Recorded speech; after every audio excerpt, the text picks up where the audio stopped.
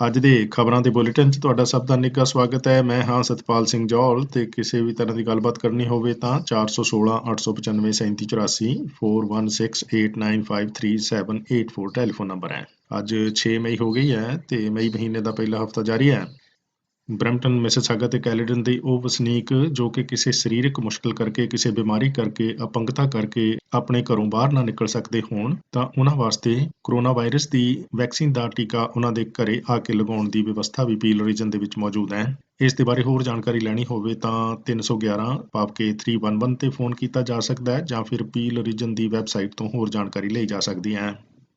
Canada ਦੇ immigration department ਦਾ ਜੋ ਪਿਛਲੇ ਮਹੀਨੇ ਪਬਲਿਕ ਪਾਲਿਸੀ ਐਲਾਨੀ ਗਈ ਸੀ, ਜਿਸ ਦੇ ਤਹਿਤ ਕਿ 90,000 ਲੋਕਾਂ ਨੂੰ ਪੱਕੇ ਹੋਣ ਦਾ ਮੌਕਾ ਮਿਲਣਾ ਹੈ, ਉਸ ਦੇ ਲਈ ਐਪਲੀਕੇਸ਼ਨ ਦਾ ਪੋਰਟਲ ਅੱਜ ਤੋਂ ਲੈ ਕੇ 5 ਨਵੰਬਰ ਤੱਕ ਖੋਲ੍ਹਿਆ ਜਾਣਾ ਹੈ। ਇਸ ਆਨਲਾਈਨ ਪੋਰਟਲ ਦੇ ਰਾਹੀਂ ਜਿੰਨੀ ਛੇਤੀ 90,000 ਐਪਲੀਕੇਸ਼ਨਜ਼ ਵੱਖ-ਵੱਖ ਸਟਰੀਮਸ ਦੇ ਵਿੱਚ ਪ੍ਰਾਪਤ ਹੋ ਜਾਣਗੀਆਂ, ਉਦੋਂ ਹੀ ਇਹ ਪੋਰਟਲ ਬੰਦ ਹੋ ਜਾਏਗਾ। ਇਸ ਕਰਕੇ ਮਿਲੀ ਜਾਣਕਾਰੀ ਦੇ ਮੁਤਾਬਕ ਅੱਜ ਤੋਂ ਆਨਲਾਈਨ ਪੋਰਟਲ ਤੇ ਕਾਫੀ ਰਸ਼ ਪੈਣ ਦੀ ਸੰਭਾਵਨਾ ਹੈ, ਕਿਉਂਕਿ ਲੋਕ ਅਪਲਾਈ ਕਰਨ ਦੀ ਤਿਆਰੀ ਦੇ ਵਿੱਚ ਨੇ। ਇਸ ਪਬਲਿਕ ਪਾਲਿਸੀ ਦੇ ਤਹਿਤ ਅਪਲਾਈ ਕਰਨ ਦੇ ਲਈ ਐਪਲੀਕੈਂਟ ਦਾ ਕੈਨੇਡਾ ਦੇ ਵਿੱਚ ਹੋਣਾ ਜ਼ਰੂਰੀ ਹੈ ਤੇ ਐਪਲੀਕੇਸ਼ਨ ਤੇ ਫੈਸਲਾ ਹੋ ਜਾਣ ਤੱਕ ਉਸ ਦਾ ਕੈਨੇਡਾ ਦੇ ਵਿੱਚ ਰਹਿਣਾ ਜ਼ਰੂਰੀ ਹੈ।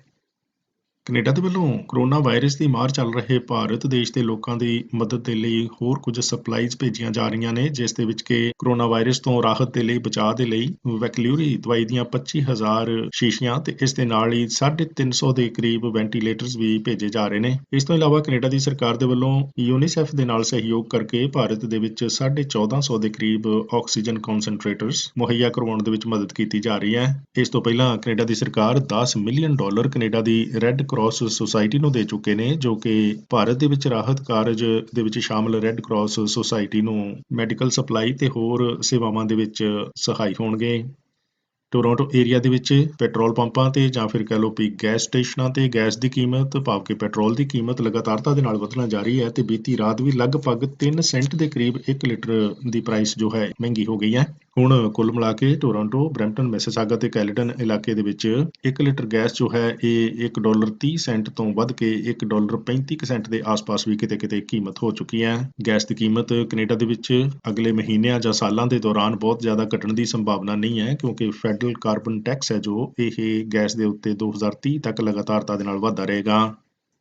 ਕਰੋਨਾ ਵਾਇਰਸ ਦੀ ਵੈਕਸੀਨ ਦੇ ਟੀਕੇ ਲੱਗਦੇ ਜਾਣ ਤੋਂ ਬਾਅਦ ਜਿੱਥੇ ਕਿ 2-3 ਮਹੀਨਿਆਂ ਦੇ ਵਿੱਚ ਮਾਹੌਲ ਆਮ ਹੋ ਜਾਣ ਦੀ ਸੰਭਾਵਨਾ ਬਣਦੀ ਜਾ ਰਹੀ ਹੈ, ਇਸ ਦੇ ਨਾਲ ਹੀ ਆਉਣ ਵਾਲੇ ਸਮੇਂ ਦੇ ਵਿੱਚ ਕੁਝ ਇੱਕ ਵਿਸ਼ੇਸ਼ ਪ੍ਰੋਗਰਾਮ ਜੋ ਪਿਛਲੇ ਸਾਲ ਕਰੋਨਾ ਵਾਇਰਸ ਕਰਕੇ ਰੱਦ ਕਰਨੇ ਪਏ ਸਨ, ਉਹ ਵੀ ਉਲੀਕੇ ਜਾਣ ਲੱਗ ਪਏ ਨੇ। ਇਸ ਦੇ ਵਿੱਚ ਟੋਰਾਂਟੋ ਇੰਟਰਨੈਸ਼ਨਲ ਫਿਲਮ ਫੈਸਟੀਵਲ, ਜਿਸ ਨੂੰ ਕਿ ਟਿਫ ਕਰਕੇ ਜਾਣਿਆ ਜਾਂਦਾ ਹੈ, ਦੁਨੀਆ ਦਾ ਦੂਸਰਾ ਵੱਡਾ ਇੰਟਰਨੈਸ਼ਨਲ ਫਿਲਮ ਫੈਸਟੀਵਲ, ਇਸ ਦੇ ਬਾਰੇ ਪਤਾ ਲੱਗ ਰਿਹਾ ਕਿ 9 ਸਤੰਬਰ ਤੋਂ ਲੈ ਕੇ 18 ਸਤੰਬਰ ਤੱਕ ਇਸ ਸਾਲ ਇਹ ਫੈਸਟੀਵਲ ਦੀ ਤਰੀਕ ਅਨਾਉਂਸ ਕਰ ਦਿੱਤੀ ਗਈ ਹੈ, ਜਿਸ ਦੇ ਵਿੱਚ ਕਿ ਕੁਝ ਇੱਕ ਵਰਚੁਅਲ ਸਕਰੀਨਿੰਗਸ ਹੋਣਗੀਆਂ ਤੇ ਇਸ ਦੇ ਨਾਲ ਹੀ ਦਰਸ਼ਕ ਸਿਨੇਮਾਜ਼ ਦੇ ਵਿੱਚ ਜਾ ਕੇ ਵੀ ਫਿਲਮਾਂ ਦੇਖ ਸਕਣਗੇ।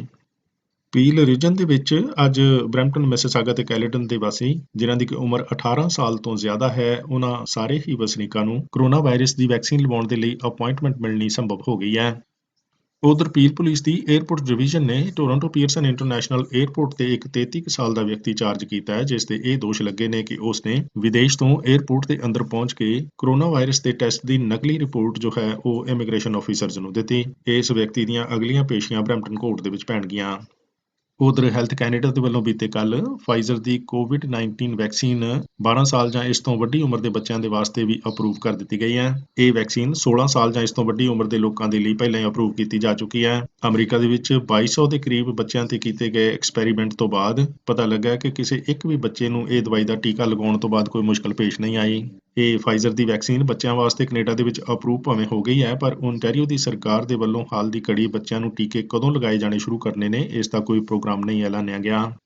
ਉਧਰ ਓਨਟਾਰੀਓ ਦੇ ਵਿੱਚ ਹੈਲਥ ਅਫੀਸ਼ੀਅਲਸ ਇਸ ਮਹੀਨੇ ਭਾਵ ਕਿ ਮਈ ਦੇ ਅਖੀਰ ਤੱਕ ਲਗਭਗ 8 ਮਿਲੀਅਨ ਓਨਟਾਰੀਓ ਵਾਸੀਆਂ ਨੂੰ ਘੱਟੋ-ਘੱਟ ਕਰੋਨਾ ਵਾਇਰਸ ਦੀ ਵੈਕਸੀਨ ਦੀ ਇੱਕ ਡੋਜ਼ ਦੇ ਨਾਲ ਵੈਕਸੀਨੇਟ ਕਰ ਦੇਣਾ ਚਾਹੁੰਦੇ ਨੇ। ਜੇਕਰ ਮਈ ਦੇ ਅਖੀਰ ਦੇ ਵਿੱਚ 8 ਮਿਲੀਅਨ ਦੇ ਕਰੀਬ ਓਨਟਾਰੀਓ ਵਾਸੀਆਂ ਨੂੰ ਇੱਕ ਡੋਜ਼ ਵੈਕਸੀਨ ਦੀ ਮਿਲ ਚੁੱਕੀ ਹੋਈ ਤਾਂ ਇਹ ਤਕਰੀਬਨ 65% ਓਨਟਾਰੀਓ ਦੀ ਪਾਪੂਲੇਸ਼ਨ ਹੋਵੇਗੀ। ਹੁਣ ਤੱਕ ਤਕਰੀਬਨ 35% ਓਨਟਾਰੀਓ ਵਾਸੀਆਂ ਨੂੰ ਕਰੋਨਾ ਵਾਇਰਸ ਦੀ ਦਵਾਈ ਦਾ ਟੀਕਾ ਲੱਗ ਚੁੱਕਾ ਹੈ। ਸੋ ਕੁੱਲ ਮਿਲਾ ਕੇ ਅਗਲੇ 3 ਹਫ਼ਤਿਆਂ ਦੇ ਵਿੱਚ 30% ਹੋਰ ਪਾਪੂਲੇਸ਼ਨ ਨੂੰ ਇਹ ਟੀਕੇ ਲਗਾ ਦੇਣ ਦਾ ਓਨਟਾਰੀਓ ਸਰਕਾਰ ਦਾ ਟੀਚਾ ਹੈ। ਇਸ ਦੇ ਨਾਲ ਹੀ ਓਨਟਾਰੀਓ ਦੇ ਵਿੱਚ ਸਰਕਾਰ ਦੇ ਵੱਲੋਂ ਇਹ ਵੀ ਵਿਵਸਥਾ ਕਰ ਦਿੱਤੀ ਗਈ ਹੈ ਕਿ 24 ਮਈ ਤੋਂ 18 ਸਾਲ ਜਾਂ ਇਸ ਤੋਂ ਜ਼ਿਆਦਾ ਉਮਰ ਦੇ ਸਾਰੇ ਓਨਟਾਰੀਓ ਵਾਸੀ ਕੋਰੋਨਾ ਵਾਇਰਸ ਦੀ ਦਵਾਈ ਦਾ ਟੀਕਾ ਲਗਵਾਉਣ ਦੇ ਲਈ ਆਪਣੀ ਅਪਾਇੰਟਮੈਂਟ ਲੈ ਸਕਣਗੇ।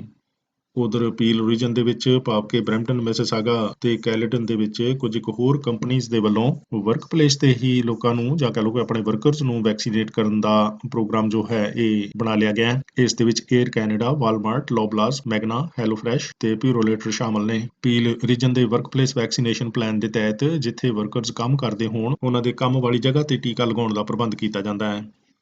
ਉਧਰ ਕੈਨੇਡਾ ਦੇ ਉੱਤਰ ਦੇ ਵਿੱਚ ਯੂਕੋਨ ਟੈਰੀਟੋਰੀ ਦੀ ਗਵਰਨਮੈਂਟ ਦੇ ਵੱਲੋਂ ਇਹ ਐਲਾਨ ਕਰ ਦਿੱਤਾ ਗਿਆ ਹੈ ਕਿ ਜਿਨ੍ਹਾਂ ਲੋਕਾਂ ਨੂੰ ਕੋਰੋਨਾ ਵਾਇਰਸ ਦੀ ਵੈਕਸੀਨ ਦੇ ਦੋਨੋਂ ਟੀਕੇ ਲੱਗ ਚੁੱਕੇ ਹੋਣਗੇ ਉਹ ਯੂਕੋਨ ਦੇ ਵਿੱਚ 25 ਮਈ ਤੋਂ ਬਾਅਦ ਆ ਜਾ ਸਕਣਗੇ। ਇਸ ਦੇ ਨਾਲ ਹੀ ਉਥੋਂ ਦੀ ਸਰਕਾਰ ਦੇ ਵੱਲੋਂ ਇਹ ਪਲਾਨ ਵੀ ਬਣਾਇਆ ਗਿਆ ਹੈ ਕਿ 25 ਮਈ ਤੋਂ ਹੀ ਰੈਸਟੋਰੈਂਟ ਤੇ ਬਾਰ ਪੂਰੀ ਤਰ੍ਹਾਂ ਖੋਲ ਦਿੱਤੇ ਜਾਣਗੇ। ਇਸ ਦੇ ਨਾਲ ਹੀ ਯੂਕੋਨ ਦੇ ਵਿੱਚ ਹੁਣ ਤੱਕ 75% ਇਸ ਤਰ੍ਹਾਂ ਦੀ ਪਾਪੂਲੇਸ਼ਨ ਹੈ ਜਿਨ੍ਹਾਂ ਨੂੰ ਕਿ ਕੋਰੋਨਾ ਵਾਇਰਸ ਦੀ ਵੈਕਸੀਨ ਦੀ ਘੱਟੋ ਘੱਟ ਇੱਕ ਡੋਜ਼ ਲੱਗ ਚੁੱਕੀ ਹੈ ਤੇ 65% ਪਾਪੂਲੇਸ਼ਨ ਨੂੰ ਤਾਂ ਦੋਨੋਂ ਹੀ ਡੋਜ਼ਸ ਦਿੱਤੀਆਂ ਜਾ ਚੁੱਕੀਆਂ ਨੇ।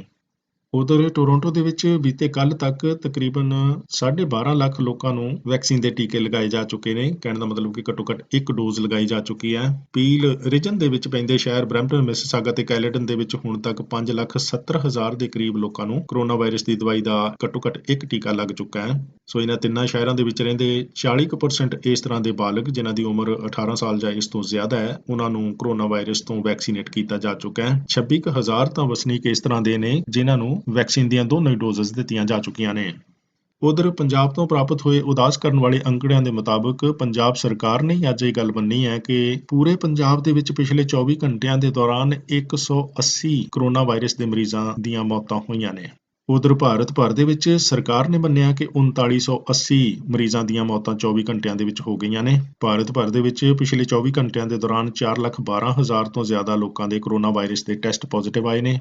ਉਧਰ ਬਰੈਂਪਟਨ ਦੇ ਵਿੱਚ ਬੀਤੀ ਅੱਧੀ ਰਾਤ ਤੋਂ ਬਾਅਦ ਵਾਪਰੀ ਇੱਕ ਦਰਦਨਾਕ ਘਟਨਾ ਦੇ ਵਿੱਚ 26 ਕੁ ਸਾਲ ਦੀ ਇੱਕ ਔਰਤ ਦੀ ਮੌਤ ਹੋ ਗਈ ਹੈ। ਪਤਾ ਲੱਗਾ ਕਿ ਵਿੰਸਟਨ ਚਰਚਲ ਰੋਡ ਦੇ ਉੱਤੇ ਸਟੀਲਜ਼ ਐਵੀਨਿਊ ਦੇ ਲਾਗੇ ਇਹ ਲੜਕੀ ਆਪਣੀ ਗੱਡੀ ਦੇ ਵਿੱਚੋਂ ਪਿਛਲੀ ਸੀਟ ਤੋਂ ਕੁਝ ਲੈਣ ਦੇ ਵਾਸਤੇ ਨਿਕਲੀ ਸੀ ਤੇ ਇੰਨੇ ਨੂੰ ਹੀ ਇਹਦੇ ਵਿੱਚ ਇੱਕ ਤੇਜ਼ ਰਫ਼ਤਾਰ ਗੱਡੀ ਆ ਕੇ ਵੱਜੀ ਤੇ ਇਹ ਦੂਰ ਤੱਕ ਉਸ ਗੱਡੀ ਨਾਲ ਖੜੀਸੀ ਗਈ ਤੇ ਔਰਤ ਦੀ ਜਾਨ ਮੌਕੇ ਤੇ ਚਲੀ ਗਈ। ਖਬਰਾਂ ਦੇ ਬੁਲੇਟਿਨ ਨਾਲ ਜੁੜੇ ਸੀ ਮੈਂ ਹਾਂ ਸਤਪਾਲ ਸਿੰਘ ਜੌਲ।